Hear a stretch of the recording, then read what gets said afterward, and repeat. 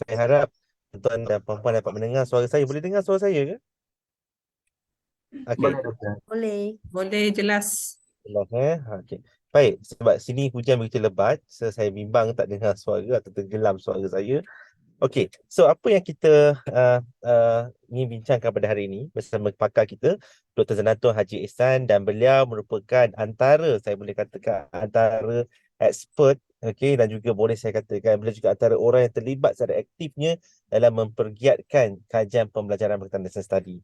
Dan saya percaya Dr. Zanatul akan menghuraikan secara terperinci ya berkaitan dengan apakah dikatakan sebagai study.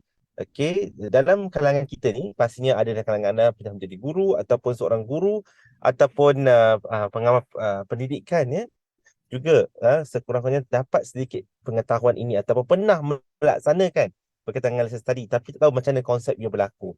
Dan adakah ia satu beban? Ini antara Dr. Zantun akan kupas lepas ni. Dr. Zantun sangatlah aktif bukan saja di peringkat Malaysia, malah beliau juga merupakan salah seorang ahli lembaga dalam World Association of Lesson Study, okey, antara ahli yang terlibat secara aktif. Dan pada tahun lepas, pada tahun 2022,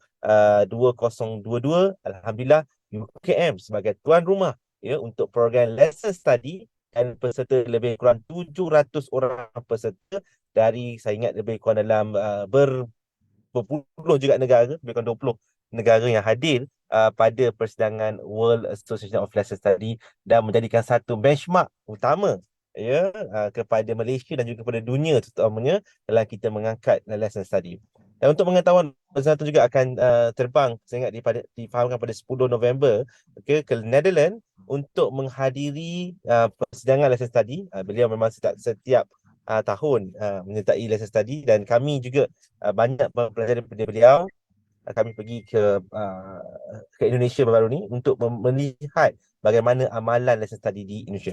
So saya percaya Dr. Santo akan terangkan secara terperinci dengan jelas dan komprehensif, dan pada awal jam 4 ini saya percaya tuan-tuan dan puan-puan nanti akan mendengar sedikit pengenalan tentang lesson study. Setelah itu kita akan buat dalam breakout session, kita akan pecah dalam dua, dan kita akan faham pula bagaimana dialog dalam kelas dan sebagainya. Dan selepas itu kita akan buat refleksi, dan pada sama kita akan membuat promosi berkaitan dengan lesson tadi ini. Sebagai educator sangat penting untuk mengetahui berkaitan dengan kajian pembelajaran. Dia bukan kajian, dan bagaimana kita lihat kajian pembelajaran boleh meningkatkan sistem kaedah pengajaran dan meningkatkan pelajar itu sendiri. Tanpa memasa, saya menjemput Profesor Madya Dr. Zanatul Haji Ihsan untuk membentangkan dan berkongsi dengan tuan-tuan dan puan-puan berkaitan dengan lesson study. Dengan ini saya mempersilakan. Bismillahirrahmanirrahim. Assalamualaikum warahmatullahi wabarakatuh dan selamat petang, salam sejahtera. Terima kasih kepada pengurusi majlis Dr. Syawal Amran, dan juga saya tak perasan siapa yang ada kat sini ya. Semua yang hadir, ahli jawatan kuasa terutamanya yang menguruskan seminar ini, dan kepada semua yang hadir dalam seminar ini, terutamanya pembentang-pembentang yang akhirnya ini adalah sesi akhir untuk bengkel sebenarnya bengkel secara online. Jadi Alhamdulillah, syukur kepada Allah SWT ya, dengan izinnya kita dapat melaksanakan. Saya akan cuba sedaya upaya seperti apa yang dinyatakan oleh Dr. Syawal tadilah. Namun bagi saya ini sebahagian bila saya tengok nama-nama, di antaranya ada juga pelajar-pelajar saya ya, yang mungkin pernah juga mendengar tentang apa yang berkaitan dengan lesson study. Memang saya sentiasa membugarkan, bukan saja di bengkel-bengkel di luar, juga membugarkan dalam kelas sendiri ya, kelas-kelas saya sendiri, kerana ini adalah orang kata apa, tugas yang telah termaktublah sebenarnya kepada kita, terutamanya guru-guru di sekolah, terutamanya di bawah PLC, Professional Learning Community ya, yang telah orang kata pihak Kementerian Pendidikan sendiri telah sangat menggalakkan. Jadi bagi saya ini bukanlah satu perkara yang baru. Cuma kita nak orang kata membugarkan, menyedarkan lagi, mengaktifkan, terutamanya apabila kita nak melaksanakan dia di peringkat sekolah ya. Okey, jadi saya nak share sekejap ya.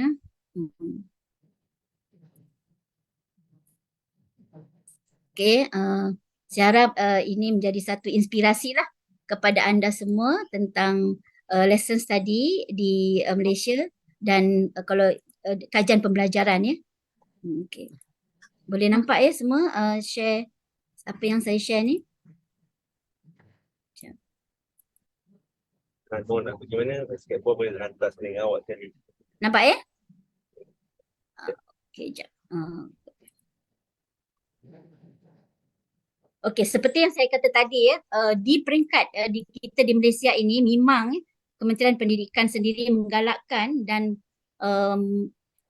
di peringkat sekolah untuk mengaktifkan, membugarkan PLC, apa tu, Professional Learning Community ataupun komuniti pembelajaran profesional, yang mana di peringkat sekolah ya telah digalakkan untuk melaksanakan dan sebahagiannya memang diminta untuk melakukan, dan di bawah PLC ini ada banyak tools yang telah dicadangkan oleh pihak kementerian untuk melaksanakannya. Apakah hasrat ya pihak kementerian ialah supaya guru-guru kita ni sebagai pendidik berkolaboratif ya, bersama-sama berbincang untuk merancang, sama-sama melihat pelajar-pelajar kita apa yang berlaku di dalam kelas, kerana kita tahu dalam falsafah pendidikan kita ialah ya, kita nak melihat pembelajaran itu secara holistik dan kita akhirnya untuk menghasilkan kemenjadian pelajar tu.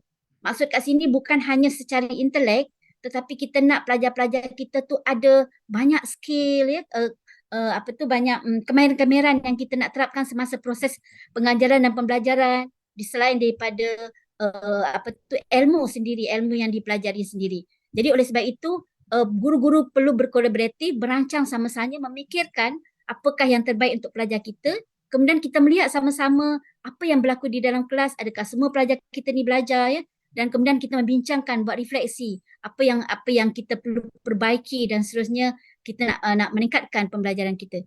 Jadi untuk itu untuk PLC ini apa yang saya tekankan di sini adalah saya mengambil satu tools iaitu lesson study ya, kerana hasil daripada pemerhatian dan kami membuat kajian, bila kita melaksanakan lesson study ini secara tak langsung banyak tools lain ya yang kita lakukan seterusnya, yang kita lakukan. Mungkin peringkat siapa yang di sekolah telah melihat ya perkara ini, tools-tools yang ada di dalam di sekolah. Jadi seperti yang saya katakan tadi, PLC ni penting ya, kerana hasrat KPM sendiri ialah hendak supaya pendidik ya, kita sebagai guru ni committed di dalam kerja kita secara bersama-sama, bukan sendiri-sendiri, bukan bermaksud kelas kita adalah kelas kita sepenuhnya. Kita adalah bersama, pelajar kita adalah pelajar kita bersama, yang mana kita bekerja secara berkolaboratif dan berterusan ya, supaya kita melihat secara mendalam, secara inquiry ya, apa yang berlaku di dalam kelas, dan akhirnya kita boleh membuat tindakan seterusnya. Tujuannya adalah untuk mencapai prestasi yang lebih baik kepada pelajar-pelajar kita, bukan saja dari segi intelek tetapi dari segi kemenjadian pelajar ya, kemahiran-kemahiran pelajar yang nak dilihat. Jadi saya lihat kat sini adalah sangat penting untuk kita sama-sama berkolaboratif lah di kalangan guru-guru ataupun pendidik. Sebenarnya benda ni bukanlah hanya di peringkat sekolah ya, kalau di luar negara mereka dah melihat ini penting juga di peringkat pengajian tinggi, namanya di peringkat di universiti sendiri. Di peringkat kementerian, 3 perkara yang utama ya yang telah difokuskan ialah, pertama, dengan melakukan kolaboratif ini ya, bersama-sama ini, fokusnya adalah nak melihat kepada pelajar. Oleh sebab itu, bila kita melihat kepada pemerhatian dalam kelas, yang kita lihat adalah bagaimana pelajar itu belajar. Jadi kita fokus kepada pembelajaran pelajar. Kemudian dan juga apa yang digalakkan ialah dengan kita melihat kepada pembelajaran pelajar, guru tidak mampu untuk membuatnya sendiri. Oleh sebab itu sangat digalakkan untuk berkolaboratif ya. Jadi secara tak langsung telah meningkatkan ya kita punya perkongsian pengalaman, terutamanya di peringkat sekolah ataupun di mana-mana institusi. Saya pasti kita mempunyai pelbagai kata kekuatan masing-masing di dalam mungkin dari segi pengalaman ya, dari segi ilmu sendiri, pelbagai disiplin. Dari situ kita bekerja sama-sama untuk meningkatkan, melihat kepada pelajar kita. Dan juga tidak ketinggalan adalah peningkatan pelajar, bukan sahaja semasa proses, kita nak melihat kepada kemenjadian pelajar itu dari segi pencapaiannya iaitu inteleknya dan juga kemahiran-kemahiran lain. Dan sebenarnya pelajar ni dilahirkan ya, anak-anak ni dilahirkan dia sebenarnya telah mempunyai potensi sendiri, potensi yang sangat unik, yang mana kalau kita tidak lihat secara mendalam, kita tak sedar kadang-kadang potensi itu akan terkubur. Jadi sama-samalah kita berkolaboratif dengan guru-guru melihat apakah kelebihan yang ada pada pelajar-pelajar. Kelebihan ni kita boleh nampak apabila kita melihat di dalam proses pembelajaran itu. Ada pelajar ni suka jenis bercakap, ada pelajar ni suka jenis melukis. Jadi itu adalah kelebihan-kelebihan yang kita perlu lihat, dan kita mungkin dengan kita tahu kelebihan ini, kita dapat gilap kelebihan ini di seterusnya apabila kita berbincang dengan rakan-rakan pendidik. Ya. Jadi potensi pelajar itu dapat digilap, itulah yang ada di dalam falsafah pendidikan negara kita, ya. Okey, mungkin siapa yang berada di sekolah, saya pasti pernah melihat kit ni.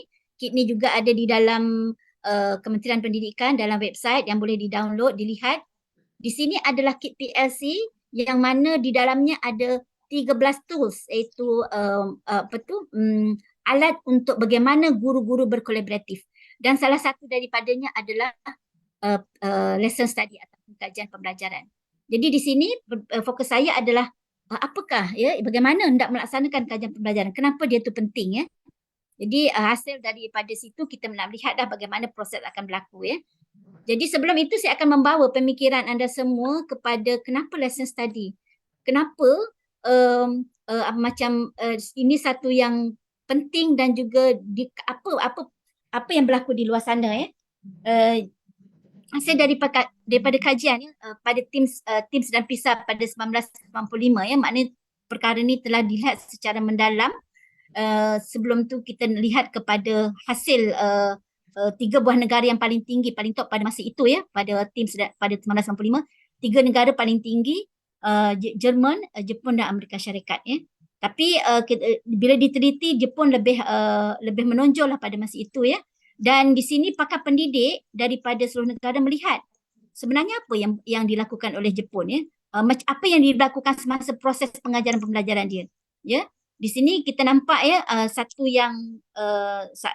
yang menarik, iaitu mereka telah melaksanakan yang dipanggil Jongju Kenyu, iaitu satu kalau ditaklifkan tu sebagai lesson study lah, ataupun kalau Malaysia tu kajian pembelajaran, yang mana ia menjadi satu budaya pembelajaran di sana yang mana dah 100 tahun dah. Dan mereka sendiri pun tak menyedari perkara ini. Apabila dilihat, oh, rupanya ini adalah budaya yang mana jika budaya ni bagus, maka kita boleh contohi dan kita boleh laksanakan. Dan nampaknya dunia pendidikan telah melihat itu secara yang boleh diaplikasikan di seluruh dunia. Di situlah timbulnya tercetusnya satu persatuan World Association of Lesson Study. Setelah mereka membuat kajian yang agak lama, tercetuslah, ya, kalau tak silap 2006 ataupun 2007 persatuan ini, dan mereka telah giat melaksanakan dan dikembangkan di seluruh dunia, ya. Jadi ini salah satu daripada petikan yang saya, mungkin kalau tak dengar suara pun ada perkataan tulisan di bawah ni boleh dengar, iaitu semasa World Association of Lesson Study Conference pada 2019, pada 2019, ya. Mungkin boleh tengok sikit dia punya ni. Creating more knowledge in our school. For me, the most important thing in lesson study is to see my colleagues being excited about teaching and being curious about the students' learning.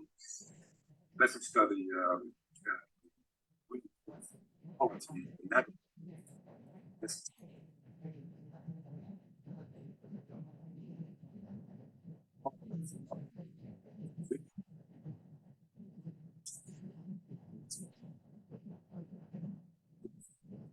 Okey, kalau kita lihat kepada apa yang telah ditemubual kepada mereka pakar-pakar ni, melihat tentang lesson study ini telah sebenarnya telah memberikan satu pengalaman yang guru-guru pun excited, ya. Jadi ini peliknya, ya, kadang-kadang kenapa lesson study berbeza dengan observation yang lain, ya, apabila orang melihat pengajaran kita, sebab yang kita fokus ialah pembelajaran pelajar. Kita lihat kepada perkembangan pelajar. Jadi ini memberikan satu inspirasi lah kepada guru-guru untuk melaksanakan ya. Jadi Well, it dah selesai dah ni sebenarnya. was Okey. Okey, kita teruskan kepada bagaimana untuk melaksanakan ya. Kalau ikutkan di peringkat Kementerian Pendidikan sendiri, dia telah menghasilkan satu model pelaksanaan lesson study. Namun saya peringkaskan ya, di sini ada dalam buku proses-proses pelaksanaan lesson study, namun yang saya ringkaskan menjadi empat fasa yang penting dan perlu dilaksanakan lah. Kalau fasa-fasa ini tak selesai, maka maksudnya macam agak pencang lah proses PLC yang menggunakan lesson study ini. Yang pertama ialah, tapi sebelum ni ya, sebelum kita meneliti, kita perlu ada satu perkara penting, iaitu ada kumpulan. Ini yang dikatakan kumpulan komuniti di dalam sekolah masing-masing. Jadi saya pasti di sekolah kita dah ada panitia. Kebanyakan sekolah memang menggunakan panitia lah sebagai group lesson study. Namun ada juga sekolah-sekolah yang menggunakan lebih daripada itu, iaitu pelbagai disiplin boleh masuk, terutamanya semasa pemerhatian. Jadi kumpulan ni penting kerana nak memastikan bahawa pelaksanaan itu dapat dijalankan dengan baik. Jadi tak perlu kita memulakan dengan orang yang ramai ya, 5 orang ataupun 6 orang. Setakat bermula dengan 2 orang pun dah cukup. Maknanya kita ada komiti yang sama-sama kita berbincang, kita passion dengan pelajar-pelajar kita, macam mana kita nak buat dengan perancangan kita, macam mana kita nak rancang strategi yang sesuai, kemudian kita lihat sama-sama apa yang berlaku. Ya sikit tetapi ia akan menjadi bermakna. Jadi kalau kita, ini bukan satu paksaan ya, untuk membina kumpulan ni bukan satu paksaan. Kalau kita ada niat bahawa kita nak tengok bagaimana kita nak melihat kemenjadian pelajar itu, walaupun dalam masa 30 minit, 40 minit kelas kita, kalau itu berlarutan, kita akan melihat proses perkembangan pelajar kita tu dengan seterusnya, dengan berkembang lah ya. Jadi perlunya kita melihat ini secara fokus. Sebab itu kita perlu ada kumpulan kolaboratif. Okey, kemudian diikuti dengan kita merancang. Bagaimana kita nak merancang? Bila kita nak fokus kepada perancang lesson study ini, kita perlu melihat apa yang kita nak lihat. Jadi ini mungkin kita katakan sebagai research lesson. Sebab dalam proses pengajaran pembelajaran, banyak perkara yang berlaku. Jadi kita tak apa, kali ini kita melihat mungkin kita nak meningkatkan kemahiran komunikasi pelajar. Kali ini kita nak melihat bagaimana, mungkin kita menggunakan salah satu perkara lah, mungkin kita nak lihat PAK21, kita nak lihat kepada FOSI, kita fokus kat situ. Tak perlu fokus banyak perkara ataupun kita nak lihat bagaimana pelajar-pelajar kita belajar pun boleh. Jadi di situ kita dah ada fokus. Kalau kita nak jadikan dia sebagai satu research di dalam kelas, ya. Kemudian semua ahli di dalam kumpulan itu perlu belajarlah, perlu kena tahulah apa konten yang ada diajar. Jadi mungkin boleh study sikit, dan juga of course kita kena mengenali pelajar-pelajar kita di dalam kelas. Pelajar ni jenis macam mana? Kerana bila kita telah mengenali pelajar-pelajar kita itu, mungkin pelajar ni jenis pendiam, pelajar ni jenis dia menyendiri kan. Jadi kita akan melihat pelajar itu semasa proses pembelajaran nanti. Dan kita mungkin dengan melihat proses itu, kita ada idea bagaimana untuk kita meningkatkan kemahiran pelajar itu di dalam kelas ya. Jadi penting sangat kita mengenali pelajar itu di dalam kelas. Mungkin guru kelas itu main peranan lah dalam hal ni ya. Kemudian ini contoh semasa kita belajar tadi, kita nak fokus kepada tajuk apa. Di sinilah berlakunya mungkin salah satu daripada tools PLC yang penting, iaitu data analisis. Mungkin kita study subjek tertentu dan kita study topik apa yang mungkin kita lihat kepada satu ujian yang nampak sangat pelajar ni tak faham dengan konsep ini. Mungkin kita fokus kepada tajuk ini, fokus kepada konsep ini, dan kita merancang sama-sama dengan rakan macam mana kita nak memastikan pelajar faham dan bagaimana kita nak memastikan pelajar itu belajar di dalam kelas ya. Seterusnya fasa kedua, iaitu merancang. Setelah kita dah dapat fokus tentang tajuk, fokus tentang apa yang nak kita lihat, kita dah tahu background pelajar dan semuanya, dan mungkin sebenarnya kita mencuba ya. Jadi di sini kita fasa kedua ialah kita merancang, iaitu kita menghasilkan satu rancangan pengajaran yang bersama-sama dengan rakan supaya kita dapat merancang sebaik mungkin ya. Jadi dalam hal ni perlulah kita mengambil kira apakah tadi kita dah ada fokus dengan tajuk dan apakah tajuk yang kita yang berkaitan dengan itu yang kita boleh study. Kemudian kita fokus apakah yang hendak dihasilkan dalam pembelajaran. Kemudian bagaimana nak merancang strategi itu. Saya rasa benda ni ini bukan satu perkara yang pelik ataupun satu perkara yang sukar. Sebab ini adalah tugas guru, memang dah satu kebiasaan guru merancang. Cuma kali ini kita merancang secara bersama-sama, mungkin lebih yang kata lebih besarlah ataupun bersama-sama dengan rakan-rakan untuk kita merancang sama-sama, ya. Dan mungkin kita perlu juga fikir, ya. Kadang-kadang kita bila kita nak pelajar-pelajar kita tu belajar, kita mungkin boleh fikirkan dengan cara kita melaksanakan juga, ya. Kita mencuba tentang konsep itu. Jadi sebagai contoh, ini satu sesi sebenarnya saya ambil daripada video apa yang dilakukan oleh guru semasa merancang, dan selepas dia membincangkan, dia mengambil satu topik dan ini topik yang dipilih. Ini sebagai contoh lah, ya. Jadi di sini setelah dia tahu topik ini, dia nak tahu ini macam satu matematik, ya. Kalau tambah satu meja 3 segi berapakah bilangan. Ini satu konsep. Kemudian semasa berbincang, ahli kumpulan itu pun mencuba, ya. Bila kita cuba, kita pun terfikir agak-agak pelajar bagaimana fikirannya. Jadi kita dapat mencuba pemikiran pelajar itu dalam kelas, dan akhirnya bila kita tengok nanti dia akan berlaku, ya. Dan kita pun dah fikirkan apa yang akan berlaku. Okey, kerana apa? Penting kenapa kita cuba dan penting kenapa kita fikirkan itu? Kerana di sini kita dapat melihat bagaimana penglibatan dan juga pemikiran pelajar di dalam kelas. Kita cuba. Okey, seterusnya setelah kita merancang, membuat satu perancangan yang kita rasa terbaiklah hasil daripada perbincangan dengan rakan-rakan, apa yang mungkin berlaku, kita pergi kepada fasa seterusnya, iaitu mengajar. Iaitu di sinilah klimaks bagi saya. Kadang-kadang kita tak perlu, bila kita invite orang luar untuk melihat open class, ini masuk mengajar ni adalah proses pembelajaran dan pengajaran berlaku, dan kita buka kelas, kita buka kelas kepada orang lain, bukan saja ahli komuniti yang kita bincang sama-sama. Mungkin masa ni kita invite lah siapa-siapa nak datang untuk lihat. Mungkin di sini peranan kita minta guru besar datang ke, ataupun disiplin lain, orang daripada bidang lain datang, lihatlah. Dan kebanyakan dan kebiasaan semasa seminar was, kita pergi ke sekolah, ini adalah apa yang berlaku di sekolah, iaitu kita buka kelas untuk orang lain sama-sama melihat. Namun sebelum itu dah berlakunya perbincangan lah, ya. Okay, saya cepatkan.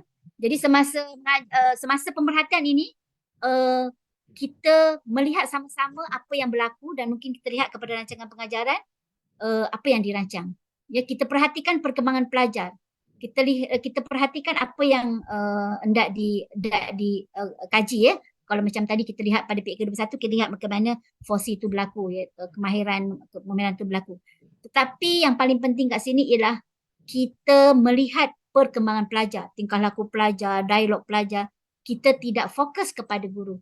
Bukan maksudnya tak penting, ya, secara tak langsung bila kita melihat pelajar dan semasa refleksi itu berlaku, kita komen, kita melihat pelajar ni buat apa, pelajar ni apa dialognya, apa berlaku pemikiran kepada pelajar. Secara tak langsung dia memberikan refleks kepada guru, dan guru sebenarnya ditegur secara tidak langsung. Namun kat sini fokus kita kepada pelajar. Lain dengan kalau pemerhatian ataupun observation daripada orang luar yang memang nak melihat guru, berbeza, ya, guru berpeluh-peluh mengajar. Tapi ini fokus kepada pelajar. Okey, jadi ini semasa conference memang agak rasmi lah kat sini, ya.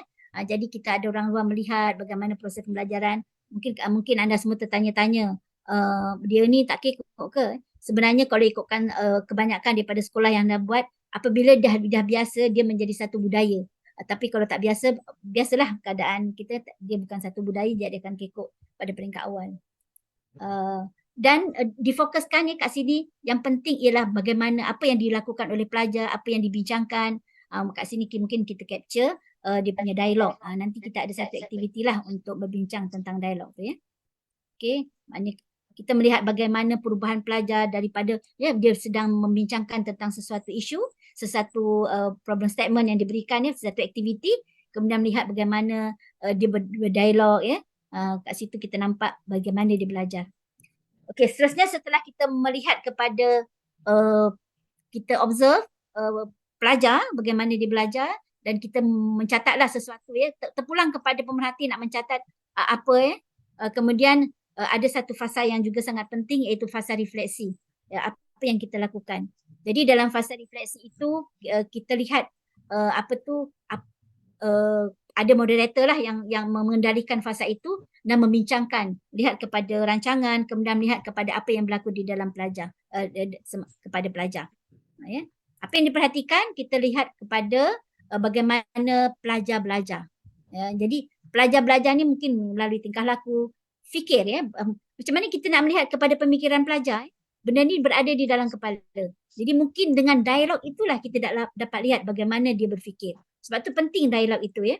Kemudian kita lihat macam mana dia memahami satu konsep. Kalau tanpa dialog ya, kita kadang-kadang tak perasan bahawa apa yang pelajar fahami itu sebenarnya berlakunya miskonsepsi. Miskonsepsi ni ya, pelajar faham, tapi sebenarnya yang dia faham tu adalah salah faham ya. Miskonsepsi yang berlaku. Terutamanya dalam konsep-konsep sains kan, dia konsep yang sebenarnya itu tak berlaku, di luar daripada konsep sains yang sebenar. Jadi berlakulah kita nak melihat bagaimana dia bekerjasama ya, dan perkara-perkara yang hendak dilihat itu adalah penting untuk kita bawa ke semasa refleksi ya. Okey, tapi bukanlah dalam pemerhatian ini kita bukan hendak melihat yang terbaik. Yang kita nak lihat ialah proses itu ya. Dan kita tidak menilai guru, tidak melihat guru dan jangan komen guru ya. Guru akan sedar sendiri apabila kita membuat pemerhatian kepada pelajar. Okey, ni kalau semasa online ni, ini satu contoh pembelajaran semasa online, semasa PKP ya. Ini pun boleh dijadikan sebagai satu bukti semasa pemerhatian. Ya, di mana saya masuk di dalam grup Telegram tersebut, kita melihat dialog antara pelajar. Ini boleh jadikan sebagai bukti pemerhatian dan macam mana dia faham tentang konsep ini. Ya, ini sebagai satu data juga. Ya, dialog ini sebagai satu data. Okey. Ini pun satu data yang kita nak bahaskan yang ini. Data ini adalah setelah beberapa kali proses lesson study dilakukan, iaitu melihat kepada dialog questioning ya, untuk memahami satu konsep. Jadi kita nak dalam hal ni kita nak buat satu breakout room ya, dalam masa mungkin 10 ke 15 minit sampai 4.45 nanti. Dalam breakout room nanti anda melihat bincang dua kumpulan, saya dengan Dr. Syawal, dan berbincanglah perkara ni akan dibincangkan oleh inilah semua. Jadi saya mungkin boleh ambil gambar ke apa ke supaya nanti boleh ni kan ya, Dr. Syawal ada. Saya stop share dulu untuk saya buat breakout room. Breakout room dah ada tu. Oh dah ada ya? Okey. So masing-masing boleh masuk ya. Tapi secara rawak kan? Ya. Breakout room untuk pengetahuan semua, kita ada 2 breakout room, 1 dan 2, dan 1 dan 2 ni boleh pilih. Dr. Sadatun akan masuk ke 1 dan saya akan masuk ke 2, dan nanti kita akan membincangkan tentang dialog dalam kelas tadi. Okey, dan kita hanya lebih kurang dalam sehingga 4.45 lebih kurang macam itulah. Oh okey. So boleh tengok ke breakout room session kita. Mohon tuan-tuan dan puan-puan untuk menyertai. Saya satu ya.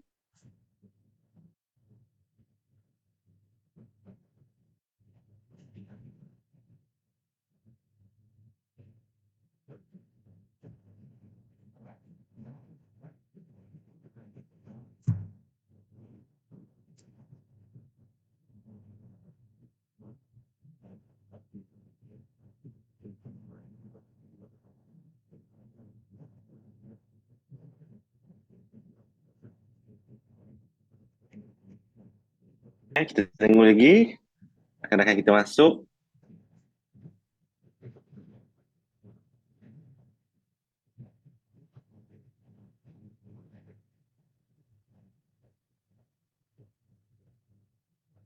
Okey, untuk sesi kali ini kita akan bincangkan tentang dialog dalam bilik darjah berkaitan apakah interaksi. So apa yang kita nak lihat kat sini actually sebenarnya ini adalah interaksi antara guru dan pelajar. Kita transcribekan hasil interaksi tersebut untuk kita bincangkan kita lihat bagaimana interaksi yang berlaku antara pelajar dan juga guru dalam membincangkan tentang numbers of multiplication centers affect the answer. So kat sini kita akan bincangkan tentang case study ini, dan saya mohon tuan-tuan dan puan-puan untuk sama-sama kalau boleh volunteer untuk membaca teks ini. Okay?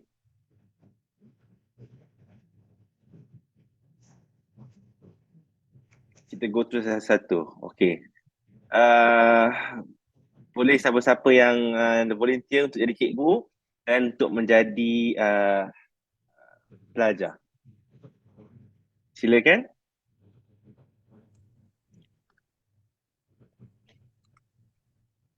Untuk jadi guru siapa? Saya Ricky. Betul? Okay, so Ricky guru. Boleh Ricky? Okay. Boleh. Okay, cantik. Ricky masters bidang dari mana Ricky? Saya daripada Fakulti Medika UKM juga untuk bidang matematik. Okay. Ya. Okay. Baik, okay. Terima kasih Ricky sebagai guru. Okay, untuk pelajar. So, we need student. Okay. Untuk pelajar, boleh?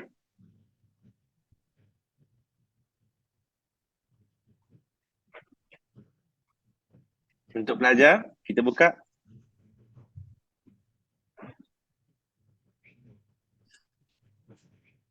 Saya tolong bacakan Doktor. Kavita.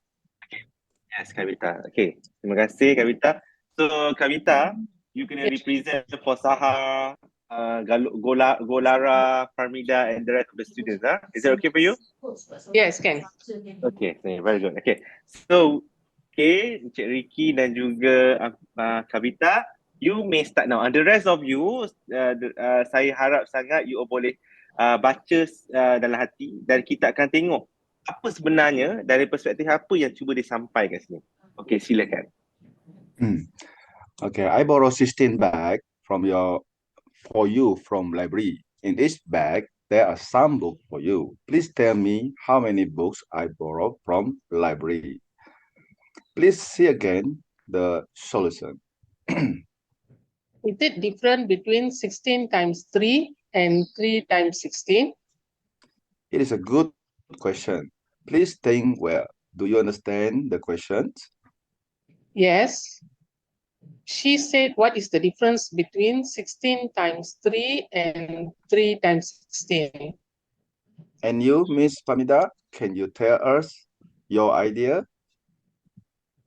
The answer is the same, but in mathematics problem, the order number is different. How do you think, Miss Ariana? The order of numbers changed and a little bit difficult to solution. What is difficult? The solution or? Yes, the way of solution. Miss Hari, how do you think? I think its meaning is changed. The meaning. And you, Mara? In case of 16 times 3, it means we have 16 bags within 3 books. But in case 3 times 16, it means we have 3 bags within 16 books.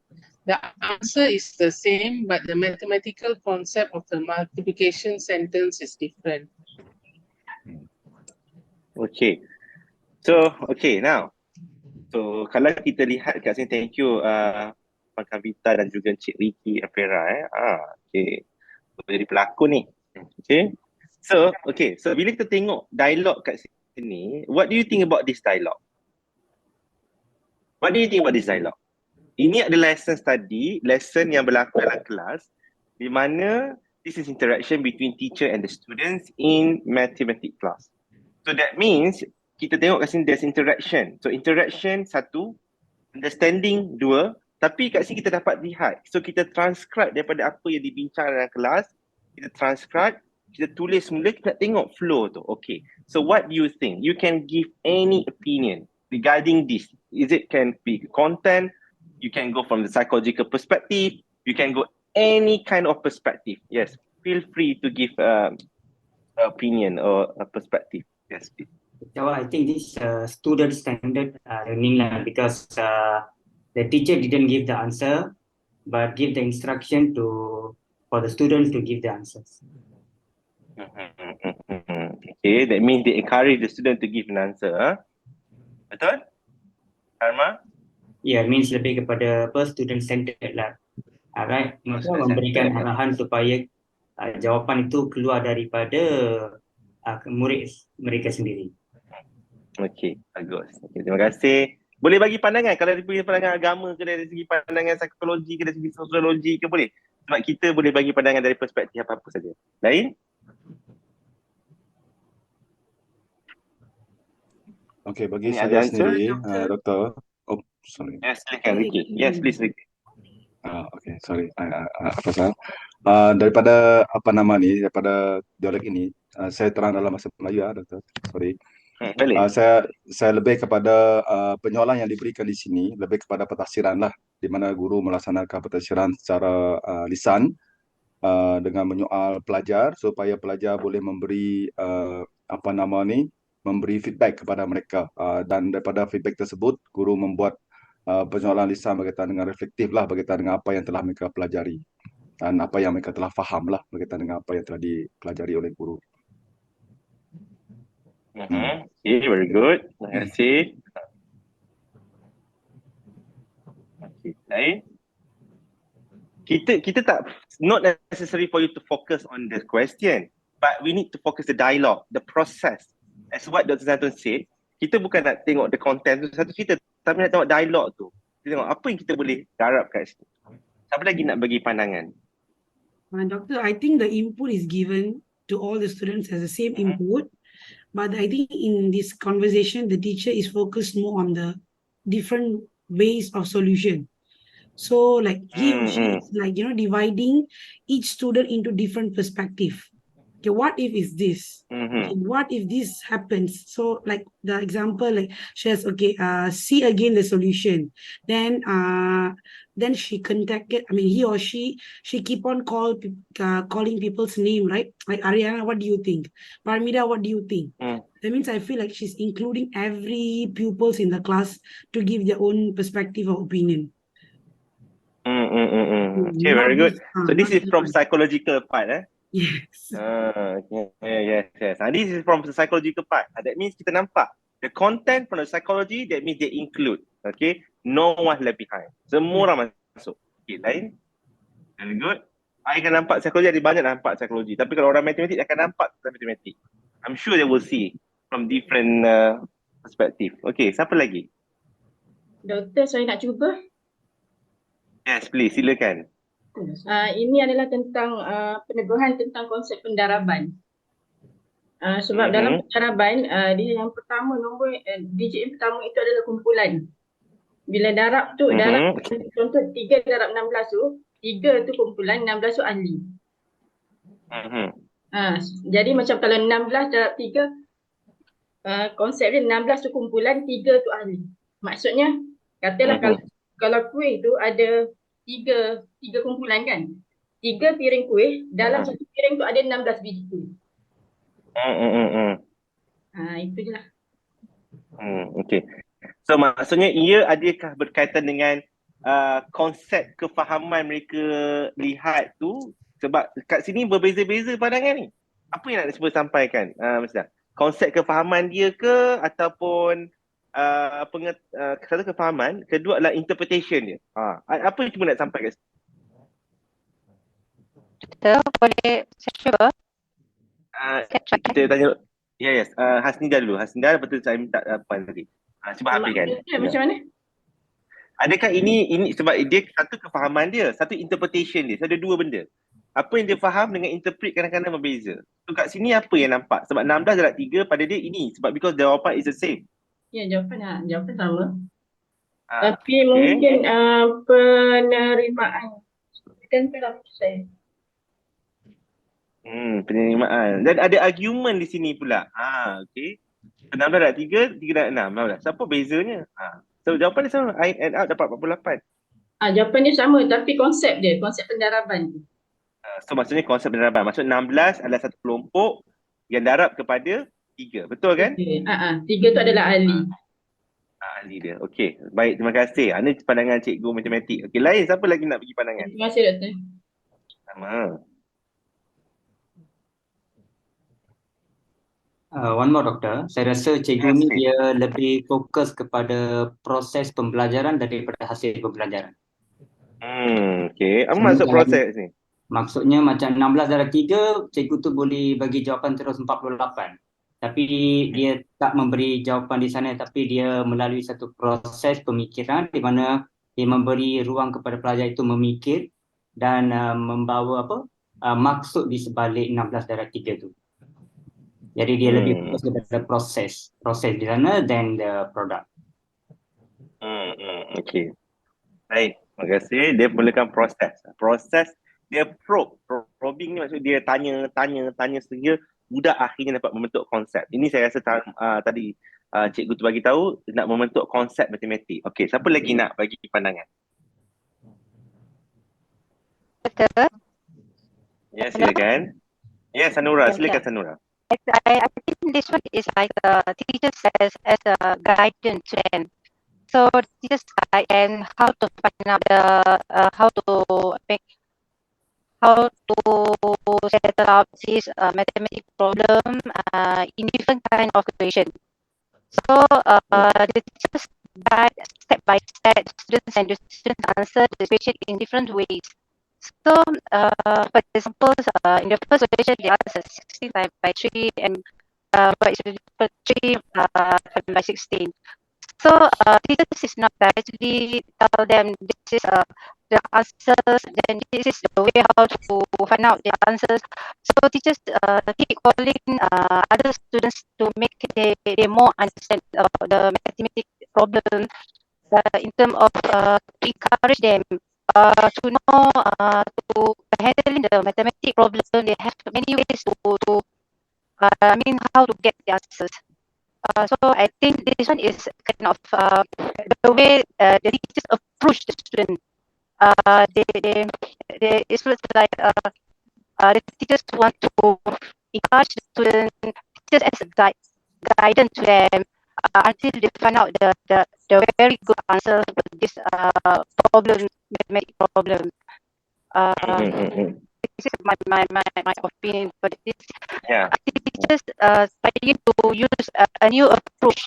It's not like when the teachers give the question and just show one student only, the teachers can get the answer. But through different students, different opinions, so the student can give more and more, so until they can find out the correct answer for this problem.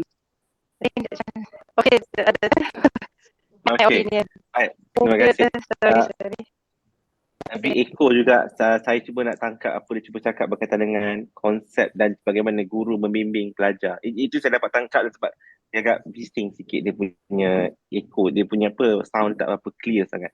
Sebab itu saya dapat tangkap daripada ni. Terima kasih. Sorry. Actually, I can't hear you well actually because of I don't know what happened to your microphone maybe. Okay, terima kasih Puan Sanura. Okay, anyone before nak habis ni?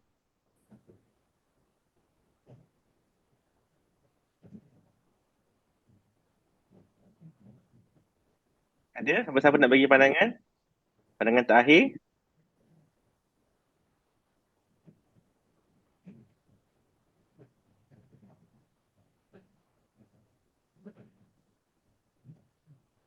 Ada siapa-siapa?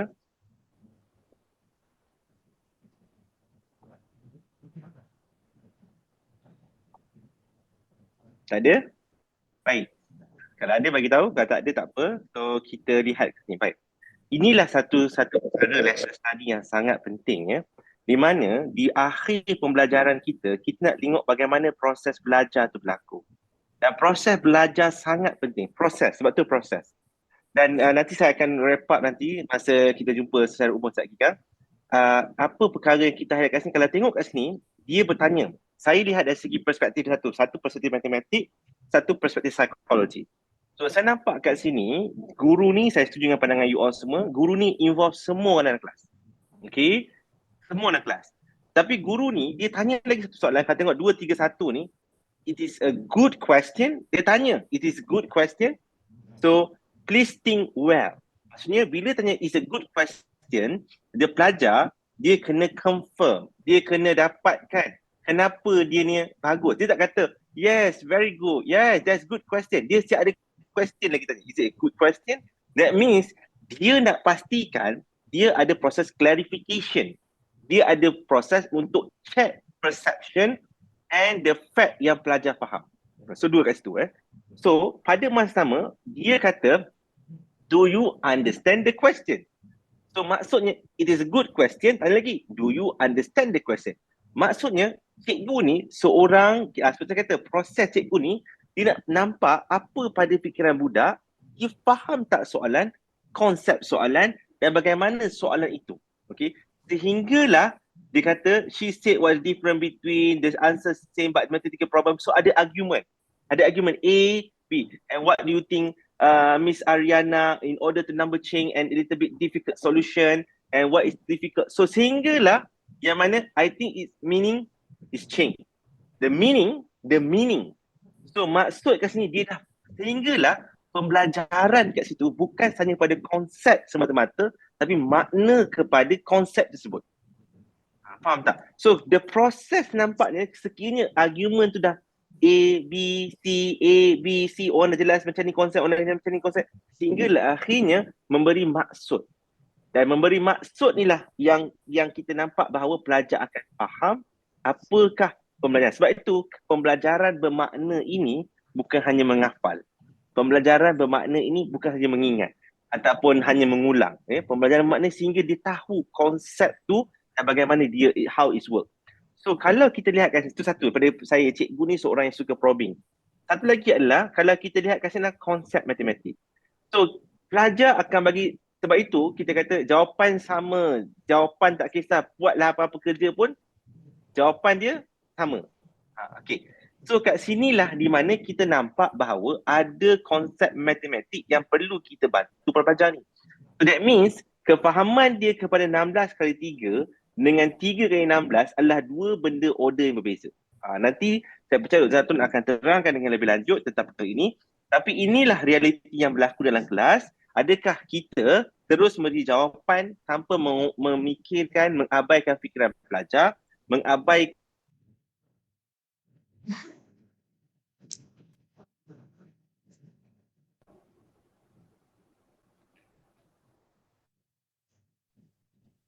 Okay, Dr. Zanatun, kita dah tamat. Saya sampai cakap sampai dah hilang saya kan Dr. Zanatun. Kita masuk sini, belum habis lagi kita ulas pasal matematik tu. But it's okay, rakan-rakan kita bagi sangat supportive. Idea mereka sangat bagus. Okay, terima kasih. Dr. Zanatun, kami tak dengar. Tak apa Dr. Syawal, mungkin boleh sambung kat sini sikit. Kalau yang belum habis tadi baru cakap je dah. Dah kena tendang Tak. Rakan-rakan kita begitu semangat beri pandangan. Okey. Tentu kita boleh sebab kita masa pun terhad. Okey, Dr. Tun, kita boleh teruskan. Okey, saya teruskan ya. Jadi kat sini alhamdulillah tadi hasil perbincangan tadi saya nampak dalam guru saya pun nampak memberikan respon sangat bagus. Sebenarnya kita belajar sama-sama ya di dalam refleksi tadi, Okey, saya nak teruskan hasil daripada inilah yang katakan lesson study ya. Di luar sana, apa yang berlaku di luar negara tentang penubuhan World Association of Lesson Studies ini sejak 2000, ini saya seminar yang saya hadiri ya. Saya nampak bersemangatnya guru-guru ya di sebelah kiri sekali di Indonesia, yang tengah ni di Singapura. Masa tu seminar itu seramai 800 lebih guru hadir dan sharing ya tentang apa yang dilakukan lesson. Sebenarnya lesson study bukan perkara yang baru. Kalau kita buat kajian kes, kita meneliti proses PNP kita, maknanya kita study lesson kita tu. Bukanlah satu perkara yang baru ya, cuma dia dinamakan lah. Ini yang saya nak share kat sini, seminar lesson study daripada penubuhannya 2007 di Hong Kong dan seterusnya berlaku di mana? Di Brunei telah berlaku WAS ni, kita lihat negara-negara jiran kita telah melakukannya, Brunei, kemudian di Jepun, Singapura ya 2016, 2012, Indonesia, dan berulang ke Thailand dan maknanya seluruh dunia kita nampak benda tu dah dia memberi fokus kepada proses pengajaran pelajaran. kita sebenarnya seiring ya apabila kita kementerian telah membuat satu penelitian ya, PBD ya, penilaian bilik darjah. Sebenarnya itulah fokusnya, kita nak lihat kelas kita tu, tapi kalau kita buat bersama sendiri-sendiri itu menjadi satu kekangan mungkin. Tapi cubalah kita buat secara kolaboratif, dan kementerian juga telah menggalakkan sangat PLC ni, buatlah secara bersama-sama dengan rakan, fikirkan bersama, jadi kita tak tension memikirkan kelas kita tu sendiri. Yes, kolaboratif tu sangat penting. Dan seperti yang Dr. Syawal kata, tahun 2022, tahun lepas UKM telah menjadi host kepada lesson study ini, WALS ni, dan insyaAllah tahun ini berada di Netherlands, Sweden. Dan hasil daripada itu ya, kita telah membuat persatuan Malaysia Association of Lesson Study, yang mana Malaysia telah hasil daripada WALS ni, kita telah berkolaboratif dengan Kementerian Pendidikan. Kita telah buat 2 bengkel lesson study di Indonesia, kerana Indonesia telah mendapatkan satu input yang daripada Jepun, kerana dia telah tahun ini ada kali ke-14 dia telah membuat International Conference of Lesson Study ya. Jadi kita belajar juga mana yang baik kita ikuti, dan 2 grup telah ada bengkel. Grup pertama tahun lepas ada 9 orang, dan tahun ini bulan 6 21 orang daripada SSC Plus seluruh negeri, dan juga UKM lah, tim UKM. Jadi hasil daripada itu kita telah membentuk satu persatuan lesson study, dan kita akan kembangkan bekerjasama kementerian untuk sama-sama membantu pendidik ini untuk membugarkan PLC dan juga lesson study di dalam proses pembelajaran. Okey. Antara buku yang boleh dirujuk tentang walaupun tajuknya bukan lesson study, tapi dalamnya adalah menceritakan step by step how to do lesson study ya. 2017 dan 2021 begini. Jadi saya rasa itu sajalah perkongsian daripada saya. Mungkin Dr. Syawal boleh mengulas, menambah ya. Terima kasih. Assalamualaikum warahmatullahi wabarakatuh. Terima kasih kepada Dr. Natun atas penerangan dan juga taklimat perkongsian bengkel kita. Just kalau kita dapat bertemu bersemuka, saya percaya kita boleh pergi. Dan kalau untuk pengetahuan semua, pada WALS tahun lepas di Malaysia, kita turun ke sekolah di mana pakar-pakar datang dan melihat sendiri. Datang, bayangkan sekolah di mana Dr. Natun, di Negeri Sembilan tu, and then sekolah di Kampung Rasli. Kita ada 6 buah sekolah. So kita lihat, bayangkan Mak Saleh yang datang dia pun tak faham pun bahasa Malaysia, tapi dia lihat proses tu. Yang datang tu memang tak faham apa yang disampaikan, tapi macam mana proses tu. Dan saya nak kita lontarkan satu soalan kepada tuan-tuan dan puan-puan dan guru-guru dan para doktor semua.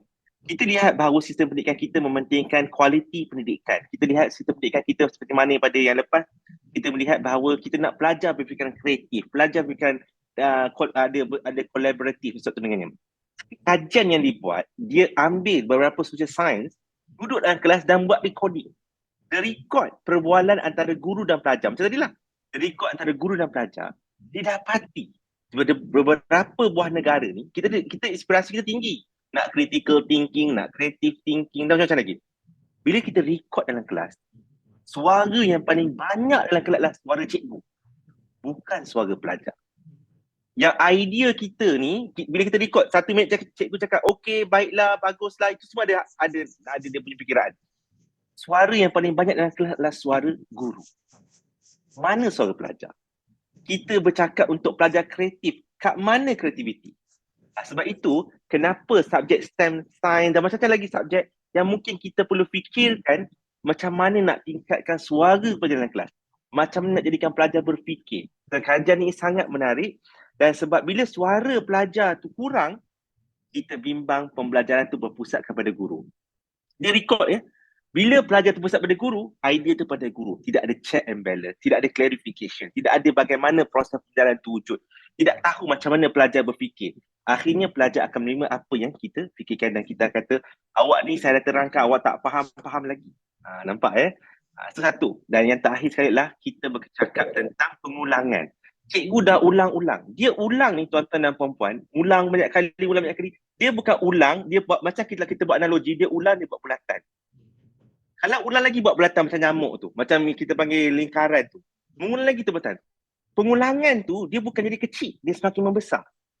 Dengan cara kita mengulang tu, akhirnya daripada bulatan kita ulang macam ni, ulang lagi, akhirnya pengulangan yang kita ulang basic tu, dia akan memperkembangkan pengetahuan. Sebab itu pada saya Dr. Natun dan juga warga UKM, Fakulti Pendidikan khususnya, dan juga kita memang secara peribadi melihat bahawa lesson study adalah salah satu inisiatif yang terbaik bagi melihat bagaimanakah proses. Jangan ingat, kita bukan kerja nak nilai guru, tapi nak nilai proses pembelajaran itu. Itulah perkara paling penting pada saya, sebab dalam kita meraihkan pandangan pelajar, kita lihat bagaimana pelajar fikir. Dalam kita meraihkan pandangan pelajar, kita lihat siapa sebenarnya yang tak cukup keperluan dalam pengetahuan asas. Di sinilah sebenarnya disampaikan. Saya ucapkan terima kasih kepada Dr. Natun atas perkongsian yang cukup bermakna. Kita berhenti lebih kurang 4 ni, awal 6 minit, patutnya pukul 5, Dr. Natun, tapi kita awal habiskan segera sebab kita nak mengumumkan peserta-peserta yang yang terpilih terbaik dalam kertas kerja. Dan saya doakan Dr. Natun untuk selamat sampai ke Netherlands. Ya, satunya dia dijangkakan di Austria, dan saya difahamkan terpaksa tukar, dan insyaAllah saya mengalu-alukan tuan-tuan dan puan-puan nak kita sama-sama menyertai persatuan lesson study di Malaysia. Okey, bolehlah menghubungi kami di Scapen ini juga, tim Scapen. Dan sebenarnya saya sendiri dengan Dr. Farida bagi tahu kita nak masukkan juga Scapen sebab kita tahu audiens kita adalah guru-guru, so kita kena promosikan di peringkat KPM, di PPG semua dah aware tentang lesson study ni. Cuma kita nak galakkan ramai orang, dan ia bukan satu beban, ialah satu kerja yang menunjukkan produktiviti kita dalam proses pembelajaran. So terima kasih Dr. Tun atas perkongsian tadi. InsyaAllah semoga kita berjumpa lagi dan kita jumpa pada masa akan datang. Baik. Kita akan teruskan dengan acara penutup kita. Untuk sesi yang seterusnya adalah sesi berkaitan dengan apa kita panggil ni, berkaitan dengan pengumuman pemenang untuk itu. Baik. Saya pasti tuan-tuan dah begitu lama daripada pagi sampailah ke petang yang berada kat kursi di sini. Jadi saya bagi pihak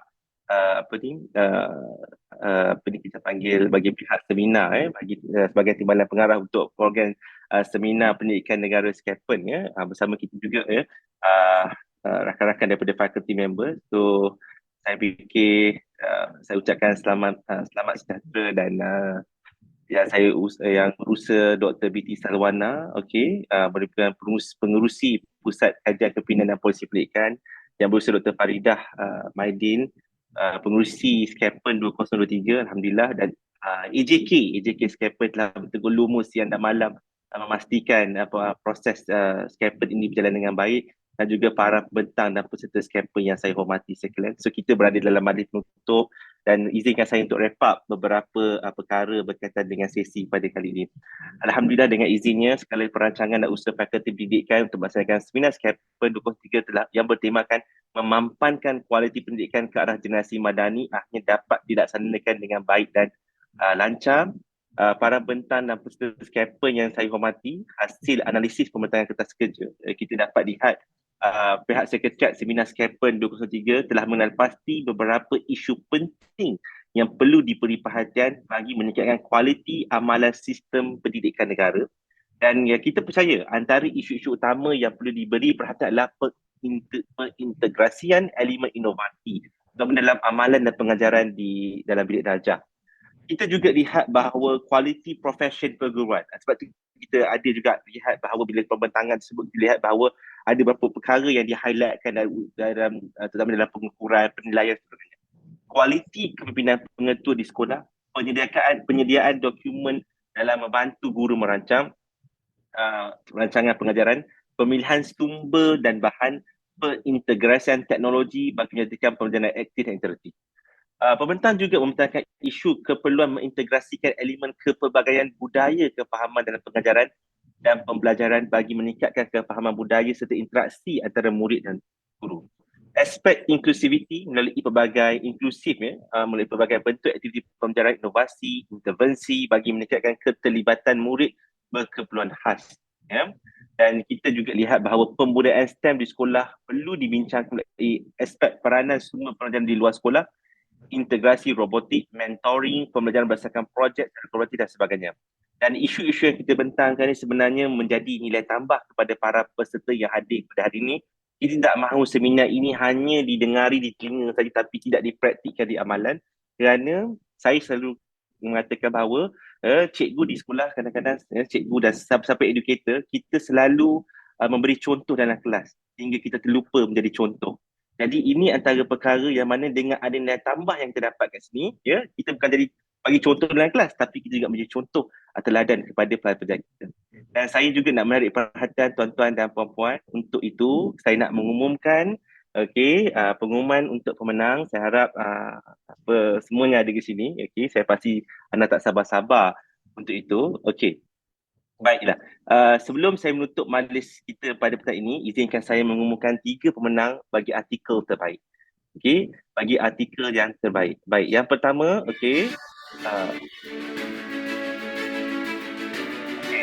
The Bob lah rasanya. Yang pertama adalah pemenang adalah Nur Amira Umar dan Muhammad Jasmi Abdul Rahman. Tajuk artikelnya Hubungan Tahap Pengetahuan dan Penerimaan Guru Pelatih Terhadap Teknologi Kerjasama AI dalam Proses Pengajaran dan Pembelajaran. Baik. Seterusnya adalah Nurul Aliani binti Abu Bakar dan Siti Nordiana Bahmud. Tajuk artikel Kesediaan Guru Sains terhadap Pelaksanaan Peperiksaan Ujian Amali Sains CJ Pelajaran Malaysia. Kita ucapkan. Dan yang ketiga, yang tunggu juga, iaitu Nurul Atikah Muhammad Zain dan Muhammad Safa Mahmud, iaitu tajuk artikel Kompetensi Pembelajaran Matematik Jarak Jauh CIT.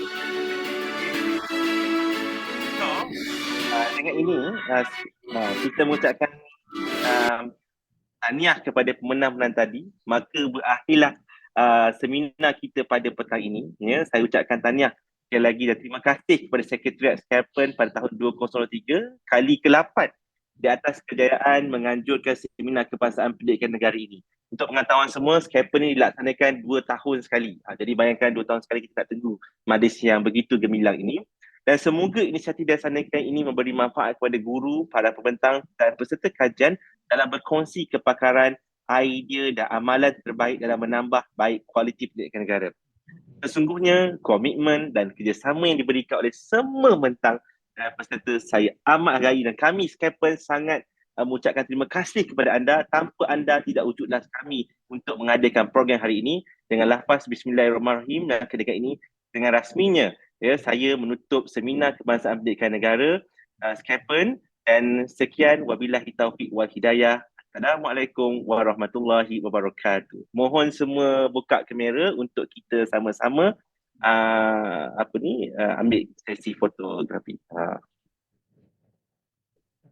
Tahniah kepada pemenang, ya. InsyaAllah pemenang bukan saja menerima pemenang saja, tapi menerima nilai sedikit lah, adalah sedikit kita bagi cenderamata dalam bentuk insyaAllah wang. Baik. Boleh kita ready? Guru setia?